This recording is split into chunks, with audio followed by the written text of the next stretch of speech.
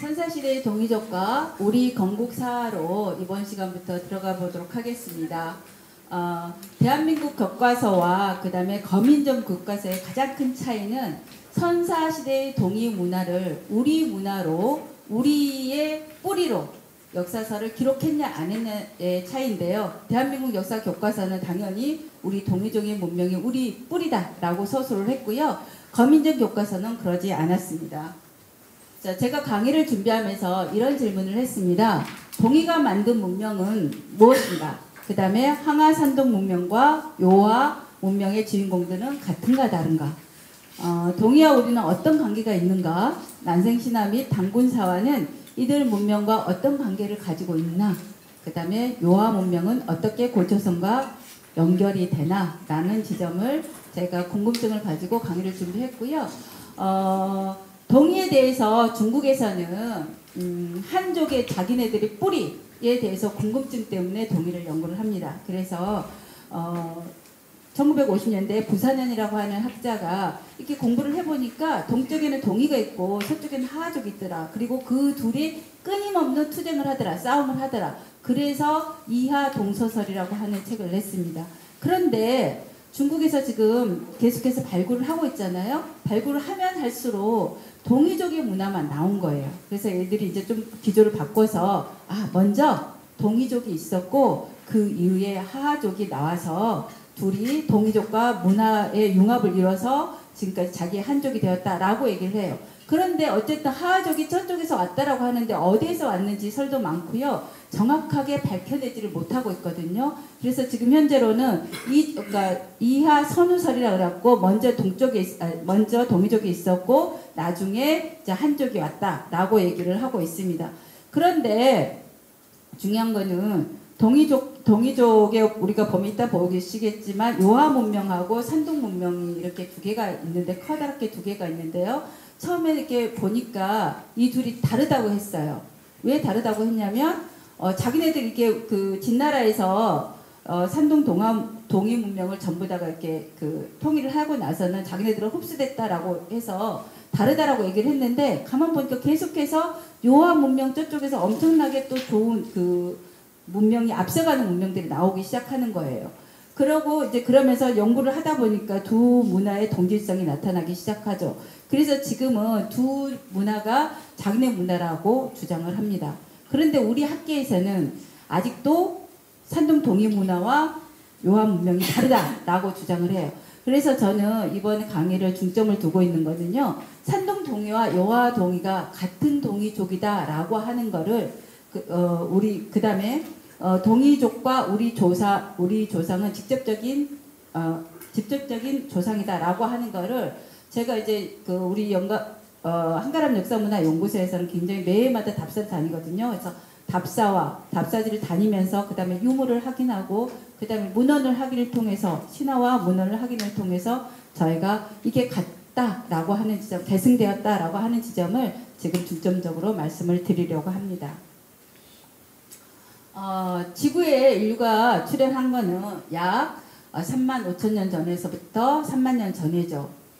현생 인류가 탄생된 거는 약 40,000년 전입니다. 지구는 계속해서 여러 번 녹았다 녹았다를 반복했죠.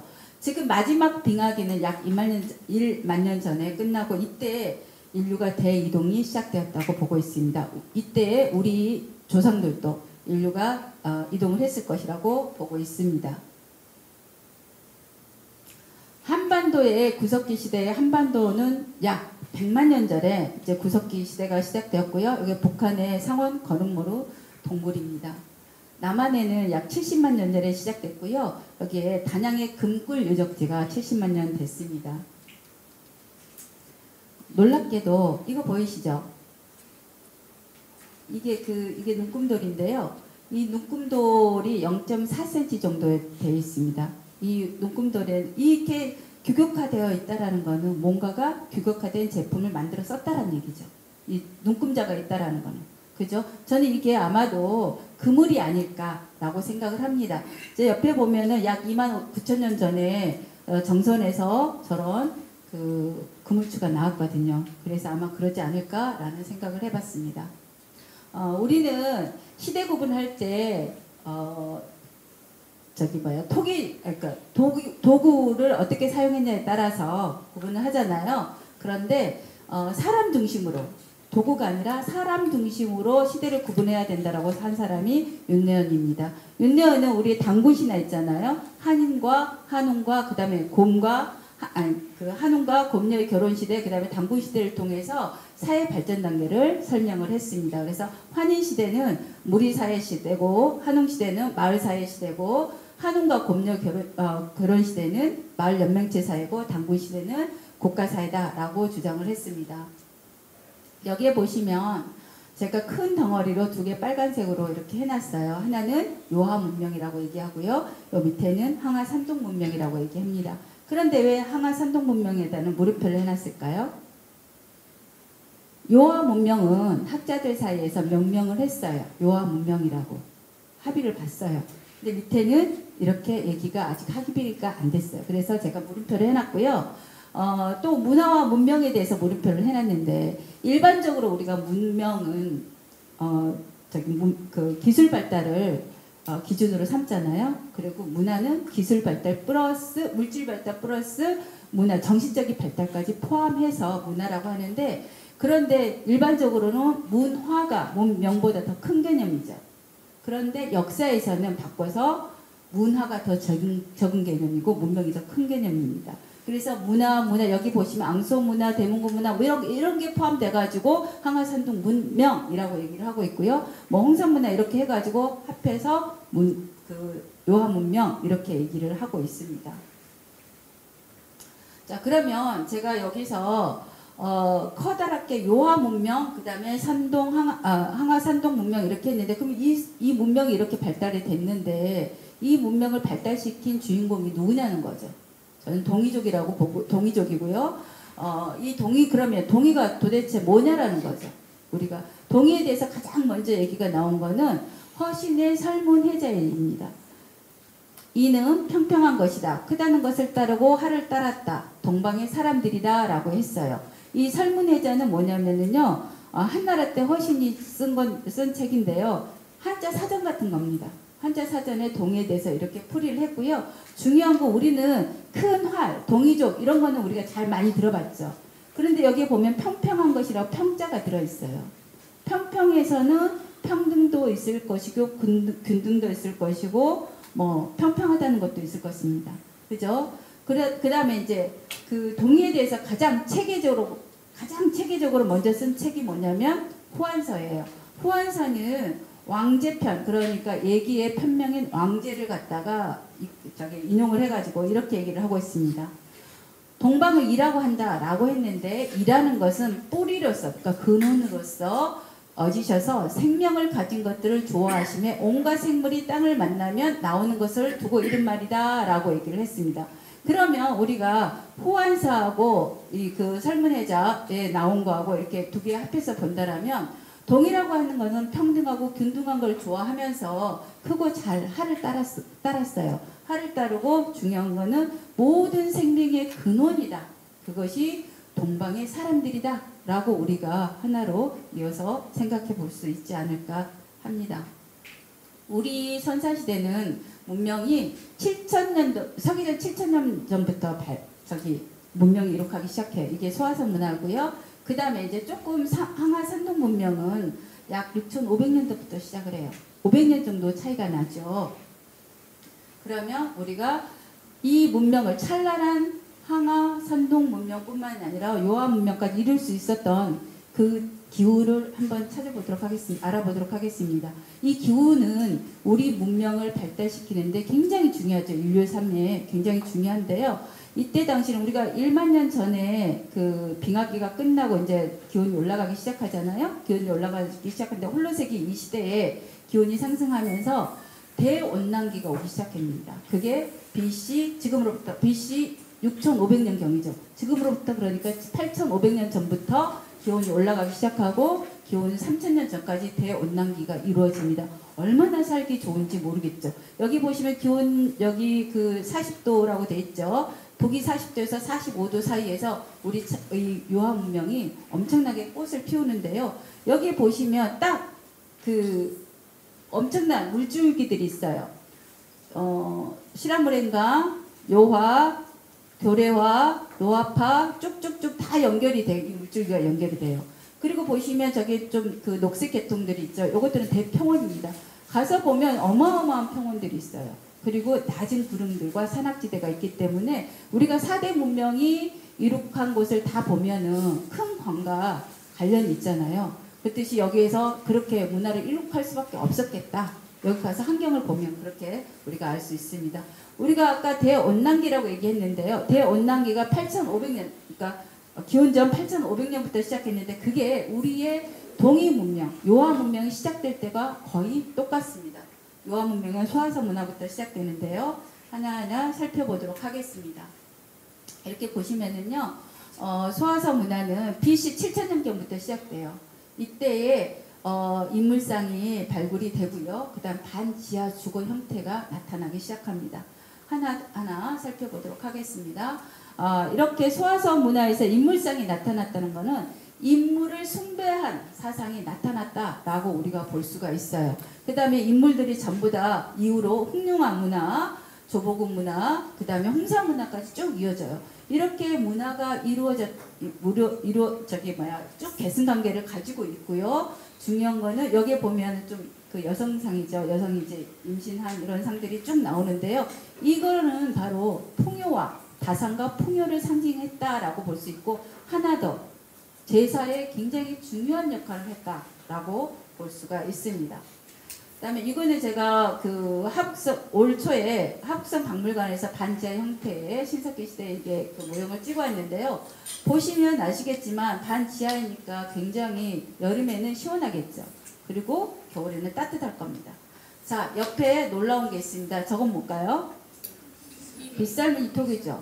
그러면 우리 고조선의 4대 문명, 그러니까 고조선의 표지인물이 뭔가요? 고인돌, 빗살무늬 토기, 청동검 이런 것들이잖아요.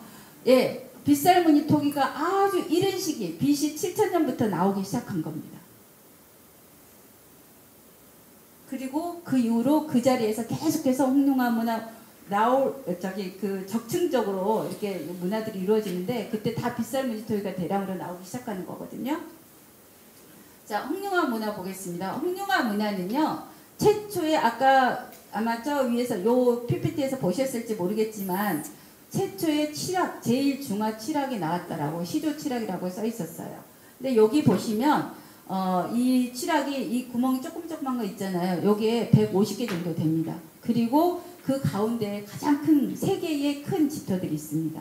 이 3개의 큰 집터가 있다라고 하는 거는 아마도 사람들이 그 속에 모여가지고 정치적인 어떤 행위를 했겠죠.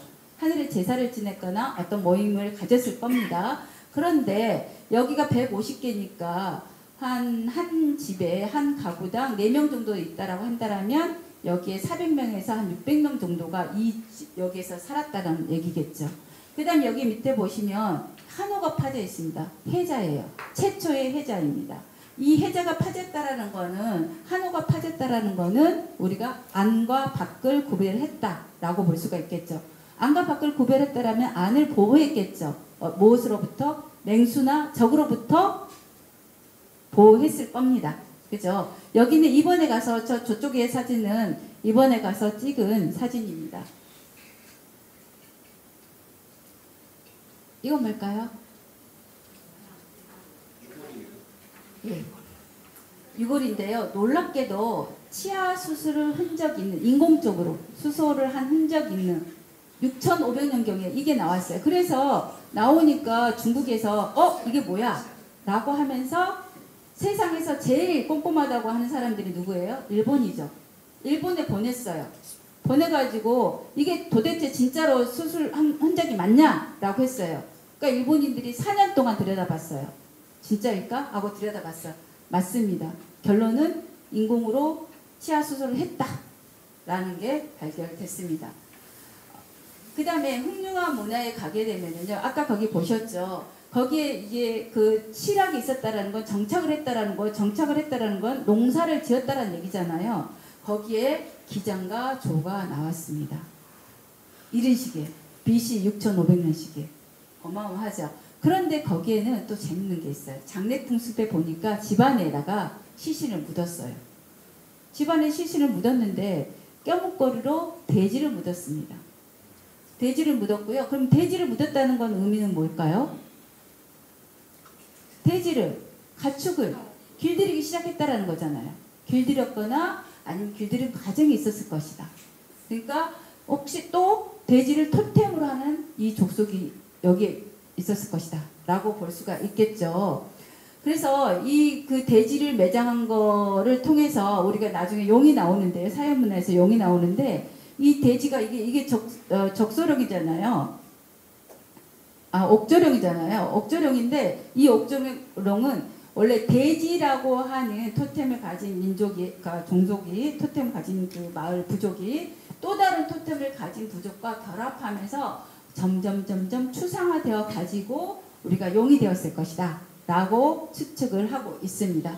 그런데 아까 제가 집안에 장례 시신을 묻었다 그랬잖아요. 그럼 이거에 대한 의미가 이제 우리가 생각을 해봐야죠. 도대체 왜 시신을 묻었을까? 아프리카에서는 지금도 어느 부족들에서는 지금도 집안에다가 해골을, 조상의 해골을 모셔놓죠. 그 이유가 뭐냐면 이 조상이 우리를 지켜주세요 라고 하는 의미가 있습니다. 그리고 또 하나는 어쨌든 이때에 집안에다가 시신을 묻었다라고 한다라는 것은 우리가 삶과 죽음이 분리되어 있지 않고 같은 곳에 있는 것이다 라고 하는 생각이 반영된 것은 아닐까 라고 우리가 생각해 볼 수 있습니다. 네. 흑룡아문에서는 최초의 적석청도 나타났습니다. 적석청은 여러분들 우리 동이 민족의 장례 풍습이죠. 장례 풍습이 가장 보수적입니다. 왜? 우리의 저 세상 세계관, 저 세계, 우리 죽음 이후의 세계관이 반영되어 있기 때문에 우리가 가장 보수적이에요. 그래서 우리 동이족의 장례 습속은 바로 적석청인데요. 아주 이른 시기에 홍융암 문화에서부터 나타나기 시작했습니다.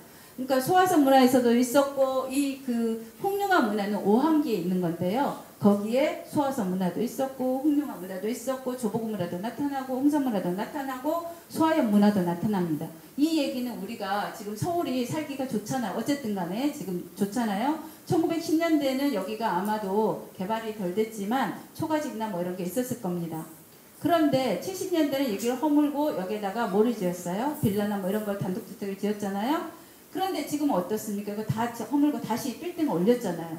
사람들은 자기가 살기 좋은 곳에서 다시 거기에서 적층적으로 문화를 이루어 나간다는 거예요. 그 얘기는 이 우리가 아까 소화성 문화에서부터 적층적으로 쭉 그곳에 살았다는 얘기예요. 그 얘기를 반영을 하는 겁니다.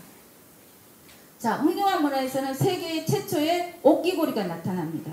이 옥기고리의 성분은 뭐냐면 여기에 보시면 밑에 그 압록강변에 별표 하나 있죠. 저기가 수암이에요. 수암의 옥이 저 위에 저 흑룡암 문화에서 나타난 거예요. 그럼 여기서부터 여기까지 거리가 450km 정도가 되는데요. 어떻게 이 옥 재질이 저기까지 갔을까요? 어떻게 갔을까요? 아마도 활발한 뭐가 있었겠죠. 우리는 지금은 알 수가 없지만. 그런데 여기 보시면 정선 무남리에 그 저쪽에 강원도 저쪽에 있죠. 저 무남리에 똑같은 기골이 형태가 나옵니다. 그러니까 이거보다 이게 그 산소 측정을 했을 때 탄소 측정을 했을 때 그 무남리가 조금 더 앞서거나 거의 비슷한 시기로 나옵니다. 그 다음에 저 요수로도 있고요. 그 다음 저기 천년 후에는 일본까지 건너가요. 그러니까 이 요하 문명은 이 지역에 굉장히 활발하게 서로 문물 교류가 있었다라고 우리가 볼 수 있겠죠. 자, 그 다음에는요. 조금 앞으로 한번 다시 가보겠습니다. 네, 여기에 보시면 이제 사해 문화가 있습니다. 저게 BC 5600년부터 시작하는데요. 최초의 용이 여기에 나오죠. 그 다음에 좀 옆으로 오면 부하 문화가 있습니다. 이 부하 문화는요, 5200년도경에 시작되는데 이제 앙소 문화하고 이제 연결이 되죠. 그렇지만 여기가 최초의 복골이 나와요. 자, 우리는 샤머니즘 민족입니다. 지금도 좀 큰일이 있거나 그러면 날짜를 물어보고 뭐 가서 좀 물어보고 오잖아요. 그런 것처럼 여기에 이게 복골이 최초에 나타나요. 그런데 우리가 은나라 동이족이 세웠다라고 하는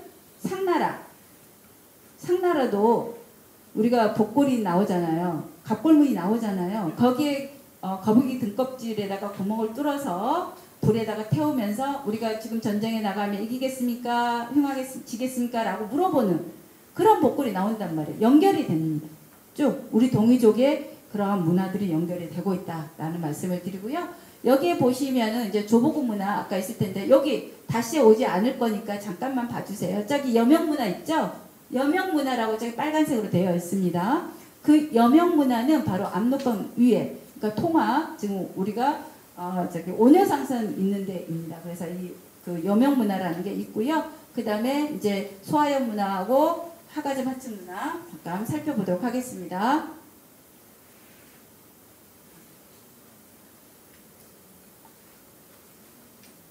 조보국 문화는요, 최초의 봉황, 그러니까 새 숭배가 나타나기 시작합니다. 그래서 이후에 홍산 문화의 그러니까 옥새 이런 것들이 쭉 나오는데요. 우리가 이따 보시면 아시겠지만 대몽군 문화에는 찬란한 새 문화들이 꼽히고 있습니다. 그래서 요거 한번 기억해 주시고요. 자, 홍산 문화입니다. 홍산 문화는 제가 이따가 당군 신화 얘기할 때 말씀을 드릴 거예요. 그런데 이 홍산 문화는 이게 2014년도에 가서 찍었던 거고요. 우리 그 같이 갔던 그 나중에 강의하실 홍순대 선생님이 찍은 사진입니다. 이 사진, 이 홍산 문화를 보시면 아시겠지만 전부 다 철분 성분이 있어요. 그러니까 나무가 자라지 않습니다. 그리고 이 홍산 문화 때는 이미 사회적 분업화가 이루어졌다. 그리고 초기 문명 사회에 진입했다라고 우리가 보고 있습니다. 소아연 문화입니다. 소아연 문화는 이미 이제 그 동속 경영기 시대를 지나서 저기 구리 시대로 청동기 시대로 넘어가는데요. 여기 보시면 부호가 있죠. 부호가 있다라는 거는 글자예요. 문자예요. 부호가 있다라는 거는 이 사회 구성원끼리 야, 저거는 뭐라고 하자, 저거는 뭐라고 하자 서로 약속이 돼 있는 거예요. 저 부호 문자가 나타나기 시작합니다. 그 다음 이건 하가점 하층 문화입니다. 하가점 하층 문화는 우리가 고조선 문화라고 명백하게 얘기하는 그런 문화이죠. 우리가 이번에 답사를 갔는데 저 삼자점이라고 써 있을 겁니다. 여기 삼자점에 갔는데 삼자점에 이런 속성이 있어요. 이런 조선식 산성이 있어요. 우리가 저기 중국하고 우리하고 차이점은 우리는 자연석으로 성을 쌓잖아요. 그리고 앞에 치가 있어요. 우리는 치라고 얘기해요. 치라고 하고 이제 중국에서 마면이라고 하는데 저런 석성을 이 석성이 바로 저 삼가점 석성입니다. 근데 이번에 답사를 갔는데 마치 점심시간에 갔더니 문을 닫아버리고 얘네들은 언제 올지 몰라요. 그래서 들어가지는 못했습니다. 들어가지 못했고요. 이미 또 하가점 하층 문화 고조선은 저 고조선 문자라고 얘기를 하는데 저런 문자들을 사용을 했습니다. 자, 놀랍게도 음악을 또 만들어 썼어요. 여기 보면 하가점 하층 문화에서 나온 석경입니다. 석경은 BC 2000년경에 나왔는데요. 그보다도 더 이른 시기에 BC 3500년경에 뼈로 피리를 만들었어요. 그럼 아주 이른 시기부터 우리가 예술적인 그런 것들이 나타났다라고 예술 활동을 했다라고 하는 걸 우리가 알 수가 있겠죠. 그러니까 우리가 지금 K-팝이니 K-드라마니 이게 그냥 나온 게 아니라는 얘기예요. 아주 오래전부터 그 뿌리가 있었다라는 거를 말씀드립니다. 자, 아까 여명문화 말씀드렸죠. 여명문화는 1989년에 통화형 여명촌에서 이게 발굴이 됐어요. 그래서 중국의 고고학을 이끄는 소병기가 달려갔어요. 소병기가 달려갔는데 가서 보니까 제사 유적지, 적석 꿈묘, 칠학구지 다 있는 거예요. 그래서 명명을 소병기가 여명문화라고 명명을 했어요. 그런데 이거 미공개했어요. 왜 미공개를 했을까요? 왜 했을까요? 너무나 명백한 우리 거라고 하는 뭔가가 명문이 나왔겠죠. 명문이 있거나 뭔가를 알 수 있는 그게 나왔겠죠. 그래서 이걸 덮었습니다. 그런데 1995년에 송도일보라고 하는 곳에서 취재를 해가지고 그래서 이게 밝혀진 겁니다. 세상에 알려진 겁니다. 자, 우리 그 4대 신석기 시대 4대 문화권 하면은 뭐가 있죠? 거성문화, 그 다음 빗살무늬 토기문화, 채도문화, 삭기문화가 있죠. 이 4대 문화권이 공통으로 나오는 거는 바로 저 요한문명과 이게 한반도입니다. 그러면 이거를 최소한 여기서 이 문화가 발생을 해서 세계로 전파됐거나 아니면 이 전파하는 과정에서 중요한 거점이 이 지역이다 라고 우리가 생각해 볼 수가 있겠죠. 자, 요한 문명은 한반도뿐만 저쪽에 내몽고 쪽에 쭉쭉 해서 이 한반도에까지 이렇게 같이 문명을 이루면서 이쪽 사방으로 전파를 해서 전파가 됩니다. 자, 그러면 이제 항아 산동 문명을 보겠습니다. 이 양사형인데 양사형이 누구냐면 양계초의 아들입니다. 양계초의 아들이고 1930년대에 하버드에서 학위를 받아요. 고고학으로 학위를 받아요. 그래서 들판의 아버지, 고고학의 아버지라고 중국의 들판 고고학의 아버지다 라고 명명을 이 사람한테 얘기를 하고 있는데요. 이 사람이 와가지고 앙소문화, 농산문화, 상문화, 악성문화라고 하죠. 상문화까지 세 개 빨간색 이 세 개가 바로 계층관계에 있더라 라고 얘기를 해요. 삼첩층. 그런데 이후에 양사형이 죽은 이후에 나중에 후리문화, 북시문화, 대문구문화가 발굴이 됐어요. 그런데 발굴이 되고 보니까 이 후리문화 BC 6500년경에서부터 쭉 상문화까지 다 계승관계에 있더라 라는 거예요. 그걸 어떻게 알 수 있냐? 문화로 알 수 있어요. 유물과 유적 이런 것들로 알 수 있는데요. 지금 다 중요하지만 대문구 문화가 굉장히 중요하기 때문에 요 문화만 우리가 살펴보도록 하겠습니다. 대문구 문화는 초기, 중기, 말기 이렇게 나누는데요. 초기는 BC 4300년부터 BC 3500년까지 그러니까 홍산문화의 중기 정도에 해당하는데요. 이 대문구 문화의 중기는 BC 3500년경부터 BC 3000년경이에요. 이거는 홍산문화의 말기에 해당합니다. 그 다음에 말기는 이제 3000년부터 2600년까지인데요. 이 중기를 보게 되면요. 홍산문화의 후기의 특징들이 그대로 들어가 있어요. 홍산문화는 매장할 때 옥만 매장을 합니다. 옥기만 나와요. 그런데 마찬가지로 여기에 옥기가 나와요. 그럼 이 옥이 어떤 의미를 가지고 있냐라는 거죠. 지금 우리는 옥을 갖다가 신과 소통하는 어떤 도구다라고 생각을 하고 있습니다. 자, 대문구 문화는요, 굉장히 창조적인 그러한 많은 문화들을 예술품들을 만들어냈어요. 그런데 여기에 보시면 그 세 발 달린 주전자 있잖아요. 이게 규라고 얘기를 합니다. 근데 여기는 고병배라고 하는데요. 둘 다 제기입니다. 이 두께가 고병배 흑도 저 고병배 두께가 얼마나 한지 혹시 아시는 분 있으세요? 아셔도 말씀 안 하시죠? 여러분들 계란 껍질 아시죠? 계란 껍질 아마 이렇게 해보셨을 거예요. 그 계란 껍질이 금방 바스러지잖아요. 그 계란 껍질의 두께입니다. 그런데 이게 아직까지도 이렇게 있습니다. 얼마나 기술이 뛰어난지 모르죠. 우리는 지금 이거 못 만듭니다. 어마어마한 기술이 있었다는 거죠. 그래서 그 흑도의 고병배는 나중에 용산문화, 순임금의 주인공이다. 순임금 시대의 문화다라고 해서 하는데요. 용산문화, 흑도문화에 흑도문화에 계승돼가지고 찬란하게 꽃을 피우게 됩니다. 자, 이건 또 뭘까요? 이런 파도 아주 재밌는 게 많이 나옵니다. 예, 두개골이 나왔어요. 그런데 천공을 수술한 흔적이 있는 두개골이에요.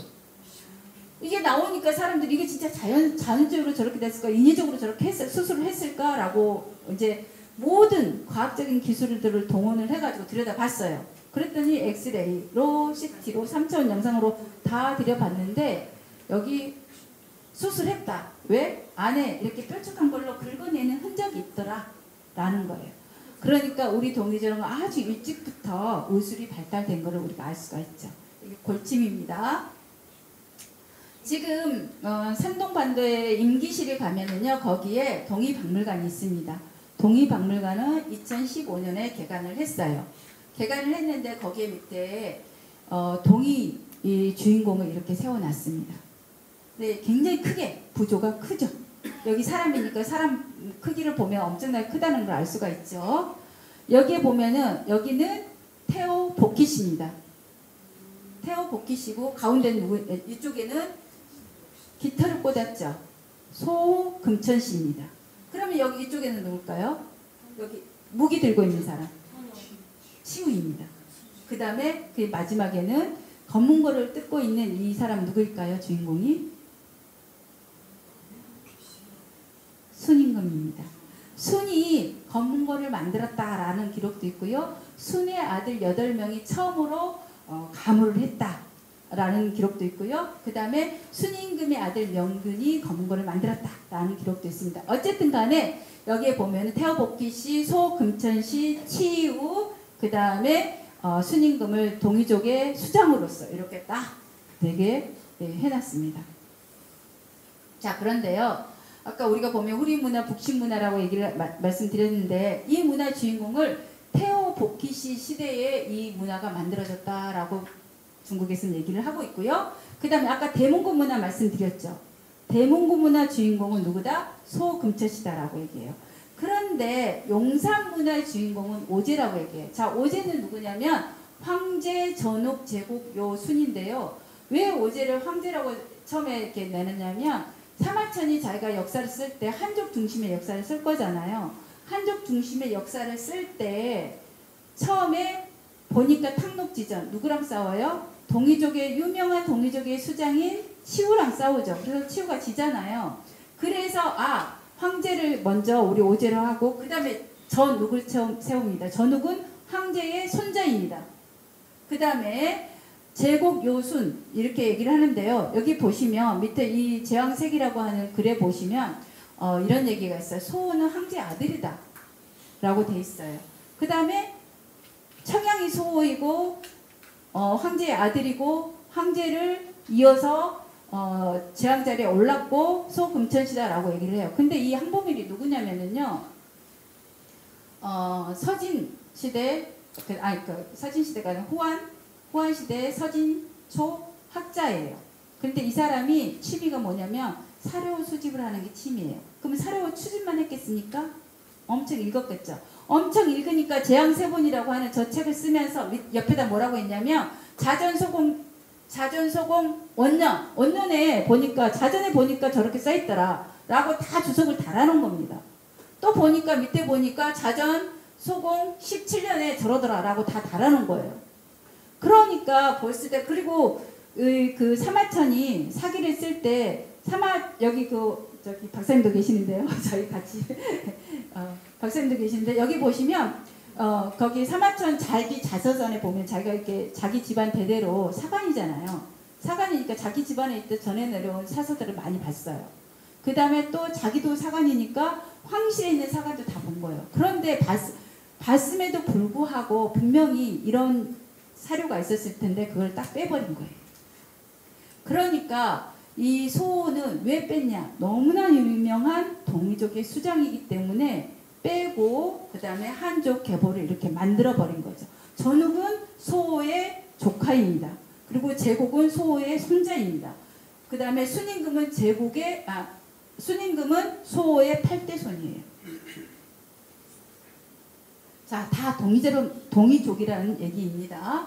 자, 산동 지방에서 보면 산동 문명의 주인공들을 갖다가 이제 거기 보면은요. 이쪽은 태호 씨가 다스렸다. 저쪽은 소금천 씨가 다스렸다라고 이렇게 하고 있습니다. 자, 우린 그러면 산동 동이의 특징을 한번 보도록 하겠습니다. 제가 키워드로 새라고 해놨어요. 자, 여러분들 여기 보시면 전부 다 이게 제기가 있죠. 이게 전부 다 제기인데요. 어떤 모양입니까?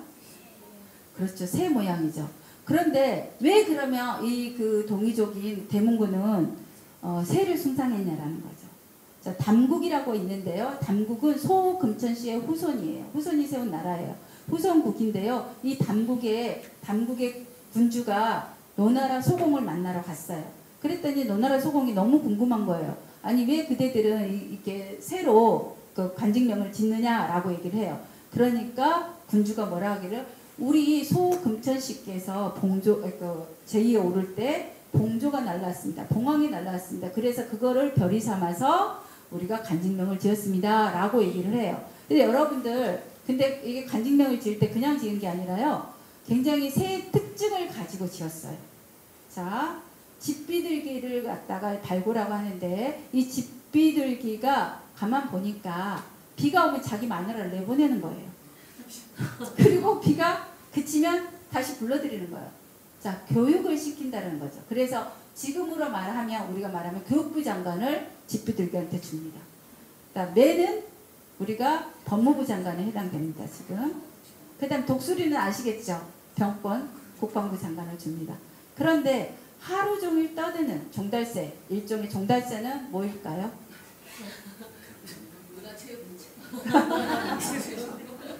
근데 문화체육부 장관은 하루 종일 떠들지는 않잖아요. 그렇죠. 그렇죠. 지금의 대통령의 대변인에 해당하는 줍니다. 어쨌든 이렇고요. 용산 대문구문화뿐만 아니라 용산문화 이런 데 보면 전부 다 옥기라든가 이런 데 보면은 새 형상을 하고 있습니다. 이 새 형상을 했다라고 하는 거는 새가 동이족의 굉장히 중요한 정신적인 어떤 신앙을 상징하고 있다라고 우리가 볼 수 있겠죠. 그리고 그 족속의 상징을 또 할 것이다 라고 보고 있습니다. 우리 은나라래 동이족이 세운 나라가 은나라죠. 은나라의 설화가 건국설화가 어떻게 됩니까? 제곡 아까 봤죠. 저기 오제 중에 세 번째 임금이 제곡이잖아요. 제곡의 차비가 간적인데 이 간적이 물가에 놀러 갔어요. 놀러 갔더니 하늘에서 검은 새가 현조가 알을 뚝 떨어뜨립니다. 그랬더니 그걸 먹고 아이를 낳는데 그게 설이었어요. 설이 은나라 시조이죠. 자, 진나라도 똑같습니다. 진나라는 전욱도 아까 동이족이잖아요. 전욱의 후예가 여수가 있는데 여수가 앉아서 배틀을 짜고 있었어요. 그랬더니 하늘에서 검은새가 나타나서 뚝 하고 또 알을 줍니다. 그걸 먹고 대업을 낳았어요. 대업이 바로 진나라 시조입니다. 이렇게 각각의 우리 그 중요하게 그 시조, 그 나라의 시조를 갖다가 이렇게 하늘에서 떨어뜨린 새와 관계지어서 보고 있습니다. 자, 요거는 선생님들 요거 이거를 제가 찍어가지고 와서 요거만 따로 땄어요. 요거 혹시 이 도기를 보면서 귤을 보면서 어떤 느낌이 드세요?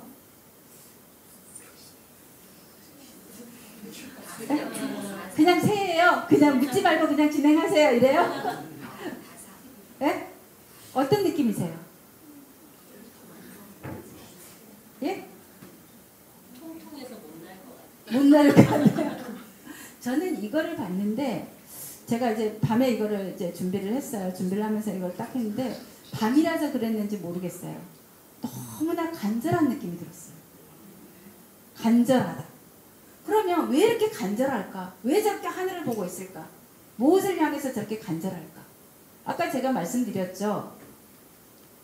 하늘에서 내려왔으니까 하늘을 바라보니까 내 선조가 있는 곳을 향해서 보고 있지 않을까라는 생각이 들었어요. 아마 또 이따 말씀을 드릴 텐데요. 동이족의 특징은 새입니다. 제가 이거는 산동박물관에서 찍은 거예요. 이건 제 나라 때 안무를 형상화한 거고 그거 형상화한 게 아니라 이렇게 발굴됐기 때문에 이렇게 된 거거든요. 그러면 제 나라도 뭐예요? 우리 그 동이족이 누구죠? 강태공이잖아요. 강태공도 동이족이잖아요. 이 동이족이 이제 동이족이 이렇게 형상화하고 있는데 옛날부터 중요한 거는 크게 하고요. 조그만 거는 적게 해요. 그래서 새가 사람보다 더 큽니다. 저 뒤에 보면은 평경, 편종, 검은고, 큰북, 작은북이 있습니다. 그런데 산해경이라는 책에 이런 기록이 있습니다. 산해경이 뭐냐면요. 인문지리서입니다. 인문지리서이고 신화집입니다. 이 산해경에 대해서는 누가 언제 썼는지 아무도 몰라요. 단지 그 내용은 전국시대부터 한나라 때까지 내용이 담겨 있을 한나라 때까지 내용이 담겨 있고요. 대신에 초나라 사람들이 동이족에 관계되어서 서술했을 것이다 라고 학자들 사이에서는 그렇게 인정을 하고 있습니다. 거기에 뭐라고 하냐면요. 5색의 무늬의 새가 서로 마주보고 너울너울 춤을 춘다. 이름은 제준의 하계의 친구들이다 라고 하고 있어요. 제준이 누구냐? 제준에 대해서 전욱이다, 뭐 제순이다, 뭐 제복이다 라고 하는 설들이 많이 있는데요. 어쨌든 누구이든 간에 그들이 바로 동이족이잖아요. 그리고 제주는 동이족의 유명한 천재라고 우리가 얘기를 하고 있죠. 그 다음에 동이열전서에 보면은요 이런 얘기가 나옵니다. 동이 땅 사람들이 소강 때 이후로 마침내 앙실의 아련을 오고 자신들의 음악과 춤을 바치게 되었다라고 하는데요. 이 얘기는 뭐냐면 하나라 때의 3대의 임금이 태강이에요. 근데 태강이 무도해가지고 나라를 동이족한테 뺏깁니다. 그랬더니 6대인 소강이 이 나라를 다시 찾아요. 그러니까 그때 동이족이 와서 음악을 바쳤다. 음악과 춤을 바쳤다라고 얘기를 하는데요. 어쨌든 새라고 하는 특징이 있지만 중요한 거는 우리가 아주 오래전부터 이 가뭄도 능했다라는 것들을 말씀을 드립니다. 그리고 뭐 삼국지 이지 동의한전에 우리는 계속 뭐 무리지어서 제사 지내는 거 있죠. 밤새 노래 부르고 춤추면서 제사를 지냈다라고 하는 기록도 있습니다. 여기는 중상국인데요. 이 중상국은 여기 송기석 박사님이 전문입니다. 근데 여기에 저희가 가는데요. 안 갔으면 후회할 뻔했어요. 우리 한가람 역사 문화 답사 묘미가 뭐냐면 여기 문이 잠겼어요. 우리 갔을 때. 그런데 우리 같이 갔던 그 선생님 중에 중국에 계신 분이 전화를 해가지고 우리 왔으니까 문 좀 열어달라고 얘기를 해가지고 이제 문을 열어서 갔어요. 안 갔으면 후회할 뻔했습니다. 중상국인데요. 동이족이고요. 이제 시간이 없어서 그냥 지나갈 텐데 여기에 갔더니 전국 7웅이 아니라 전국 8웅으로 써 있었어요. 그만큼 찬란한 문화가 있었다라는 거죠. 가니까 전부 다 새였어요. 그럼 왜 걔네들은 전국 7웅, 8웅이라고 안 하고 7웅이라고 했겠냐? 동이족이니까 쏙 빼놓은 거죠. 그래서 그랬다라는 걸 말씀드리고요. 그 다음에 동이족의 특징 중에 하나가 또 그림 문자라는 거예요. 이런 그림 문자가 있는데요. 자, 요거는 뭐냐면 이게 담배입니다. 우리 샤머니즘의 민족이라고 얘기를 했죠. 자, 신을 만날 때 어떤 한각 상태를 들어가야 했을 겁니다. 그래서 요거는 야생 담배를 피우고 가지 않았나 라는 생각이 들고요. 그다음 요거는 도끼입니다. 자, 도끼 월이에요. 월과 부의 도끼 월과 도끼 부의 차이는 바로 이 구멍이 있나 없나의 차이입니다. 여기 보이시면 신의 표정도 있지만 여기 도끼 구멍이 있죠. 여기에다가 이렇게 막대를 해서 끈으로 묶어서 사용을 하는 겁니다. 그런데 저건 굉장한 그 신물이에요. 신이한 기물이에요. 저기 보시면 항아리 보시면 자 깃털을 꽂았죠. 깃털을 꽂고 월을 휘두르고 있습니다. 그러니까 왜 이 월을 휘두르고 있는 거는 어떤 저 사람이 제사장이나 그러겠죠. 그런데 이 월을 도끼를 굉장히 왜 신이한 인물로 생각을 했냐면 처음에는 채집하고 이럴 때 썼을 거예요. 그러다가 이제 뭐 진흙도 사냥하고 이랬을 때 무기로 사용됐을 거예요. 그러다가 이제 점점 부족에 서로 싸움을 하게 되겠죠. 그러면 사람을 죽이는 무기로도 됐겠죠. 그것이 확장이 돼서 귀신도 물리칠 수 있는 것으로 생각을 했을 겁니다. 그래서 순임금이 삼묘를 물리칠 때 도끼 저기를 월을 휘둘렀더니 삼묘가 그냥 물러나더라라는 거예요. 그러니까 싸우지도 않고 물러났다라는 거죠. 그만큼 신이한 물건으로 생각을 했을 것으로 생각합니다. 그런데 이거가 굉장히 신이한 물건이기 때문에 요 보라조통이라고 하는데요. 요게 여기 도끼에 그 장식을 했던 그런 물건입니다. 그 다음 옆에 저거는요 도존이라고 하는데요. 저기 보기에 좀 조그맣죠. 굉장히 커다란 팽형 도장입니다. 이 도장인데 저걸 어디에 쓰냐면은요. 자, 사람이 죽으면 이렇게 묻잖아요. 여기가 머리고요. 여기가 다리예요. 그럼 발 밑에다가 저걸 묻습니다. 묻는데 여기 보시면 아마 표시가 좀 안 돼 있는데요. 도끼 표시가 있어요. 근데 저 도끼 표시가 있는데요. 저걸 이렇게 눈을 딱 뜨면 저 도끼가 내 눈에 딱 보이게끔 이게 일치하게끔 저걸 묻습니다. 저 도끼를 묻는다는 거는 저 도끼의 의미는 내가 귀신을 다 물리쳐 줄 테니 평안히 잠드소서라고 하는 의미가 있지 않을까라고 한번 생각을 해볼 수가 있는 거죠. 자, 요거는 뭐냐면은요, 우주수예요. 옛날에는 소금천시 때만 해도 신과 사람들이 서로 소통했어요. 서로 오르락내리락 했어요. 그래서 같이 있었어요. 그런데 시간이 지나면서 이 사람들이 자기 목소리를 내기 시작합니다. 막 떠들기 시작해요. 아글아글. 그러니까 전국시대에 중과 멸을 시켜서 야, 저기 사다리 치워버려 라고 얘기를 한 거예요. 그래서 이 중과 중한테는 하늘을 다스리게 하고 그 다음에 려한테는 땅을 다스리게 한 겁니다. 이 신화가 말하는 거는 뭘 의미하겠어요? 재정 분리사회를 얘기를 해주는 겁니다. 자, 그래서 이 그림 문자가 용산문화에는 이런 문자로 발전이 되고요. 이 용산문화가 발전이 된 게 이제 저런 갑골문으로 발달되고요. 저 갑골 문자가 어떻게 돼요? 한자가 됐다는 거 우리가 너무나 잘 알죠. 그러니까 한자도 우리 동이족이 만든 문자다. 물론 그거에 대한 연구해놓은 책들도 있고요. 연구서도 많습니다. 자, 세 번째 특징은 뭐냐면은 태양입니다. 자, 이 태양, 여기 우리 이번에 1월달에 가서 손현 박사님도 같이 가셨는데요. 1월달에 가서 찍은 사진입니다. 여기는 산동반도에 있는 일조산에 있는 천태산이고요. 여기 보면 해와 달이 동시에 있습니다. 이 문자는 누구도 아직까지 해석하지 못한 문자인데요. 혹시 여러분들 이 문자 혹시 해석해 보실 분 있으세요? 그냥 직관적으로 하시면 됩니다. 왜냐하면 정답이 없습니다. 예?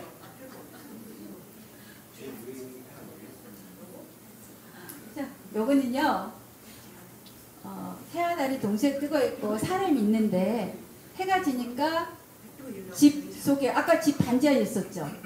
집 속에 들어가 잠을 잡니다. 산에는 찬란하게 반짝반짝 별이 빛납니다. 그러니까 해가 떴더니 사람들이 없어요. 집이 없어요. 다 나와서 한호를 합니다. 제사장이겠죠. 크게 그렸으니까. 밑에는 다른 무리들이 있고요. 그런데 중요한 건 여기에 보면은 이러한 암각화에 나온 내용을 똑같이 반영한 게 산해경에 있더라는 거예요. 산해경을 보니까 대양의 한가운데에 의천소문이라는 산이 있는데 해와 달이 돋는 곳이다. 훈민곡이 있다라고 있고요. 또 밑에 다른 거는 항명중질의 산이다. 이게 중룡국이다 라고 얘기를 했습니다. 그러니까 최소한 이게 중룡국인지 훈민국인지는 알 수는 없어요. 그렇지만 이 주위에 가까운 곳에 혹시 이런 나라가 있지 않았을까 우리가 생각은 해볼 수가 있죠. 이 바로 옆에 바로 이게 있었습니다. 여기는 뭐냐면요. 그래서 이게 돌덩인데 안 보이시겠지만 이게 돌덩인데 이게 다 묶여 있었어요. 그래서 제가 파봤어요. 파가지고 같이 갔던 분의 그 지팡이를 꽂았더니 그림자가 나타나요. 이 그림자로 해의 길이로 절기를 사용했다. 그러니까 소금천시 때도 우리가 절기를 사용했는데요. 아까 말씀드렸죠. 간직령을 뭐로 새로 지었잖아요. 추나추동 절기를 담당한 사람도 간직령도 새였어요. 그래서 추는 우리가 잘 알듯이 봄, 제비, 여름은 까치, 가을은 종달새, 그다음 겨울은 금계라고 하는데요. 금계가 닭 벼슬을 하고 몸에는 그 털은 꽁털을 갖고 있는 새가 금계라고 얘기를 해요. 그래서 이 추락추동을 간장하는 누구냐? 바로 추락추동을 다 간장하는 거는 봉황이다라고 얘기를 합니다. 어쨌든 여기도 보면은요, 완이라는 사람이 있는데 동북쪽 모퉁이에 있으면서 해와 달을 여물게 하여 서로 뒤섞여 뜨지 않도록 하게 해 길고 짧음은 주관한다 라고 여기도 메모가 되어 있습니다. 이렇게 산해경에 나와 있습니다. 그런데요, 아까 이제 그 특징 중에 하나가 새라고 그랬잖아요. 여기 보시면 이건 태양인데요. 앙소문화에 나왔던 조각품에서 나온 거예요. 새죠. 새고 삼조고가 있습니다. 그러면 아까 저거 도전이에요. 큰 도전인데 저 도전이 있는데 그림이 안 보이겠지만 혹시 아사달이라고 우리가 얘기를 많이 하잖아요. 아사달 문양 혹시 아시죠? 산 위로 새가 있고 그 위에 해가 있고 그 문양인데요. 그럼 이건 뭘 의미하겠어요? 내가 왜 시신이 눈 떴을 때 딱 눈에 마주치는 곳에다 놓는다 그랬잖아요. 내가 당신의 영혼을 당신을 저 하늘로 데려다 드리겠습니다 라고 하는 의미가 있지 않을까 라는 생각을 합니다. 자, 요거 혹시 이 그림 한번 읽어보실래요?